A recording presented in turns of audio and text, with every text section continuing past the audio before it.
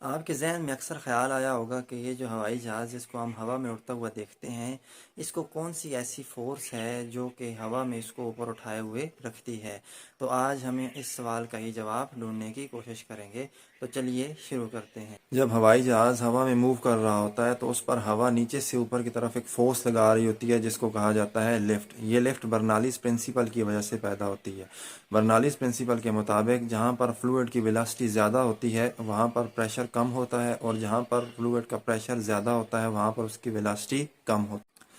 ہوائی جہاز کے پروں کو اس طرح ڈیزائن کیا جاتا ہے کہ ہوائی جہاز کے پروں کی اوپر والی سطح کو خمدار اور نیچے والی سطح کو بالکل ہموار بنایا جاتا ہے۔ جو پروں کے اوپر والی سطح خمدار بنائی جاتی ہے تو وہاں پر ہوا کی جو ویلاسٹی ہے وہ زیادہ ہو جاتی ہے، جبکہ ہوا کا دباؤ کم ہو جاتا ہے۔ اور جو پروں کی نیچے والی سطح ہموار بنائی جاتی ہے تو وہاں پر ہوا کی ویلاسٹی کم ہو جاتی ہے اور ہوا کا دباؤ جو ہے وہ بڑھ جاتا ہے۔ اب ہوا کے دباؤ میں فرق آ جاتا ہے۔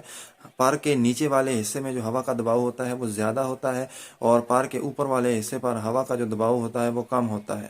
دباؤ میں اس فرق کی وجہ سے ایک فورس لگتی ہے ہوائی جہاز کے اوپر نیچے سے اوپر کی طرف، جس کو کہا جاتا ہے لفٹ، اور یہی لفٹ ہے جو کہ ہوائی جہاز کو ہوا میں اوپر اٹھائے رکھتی ہے اور اس کو نیچے نہیں گرنے دیتی۔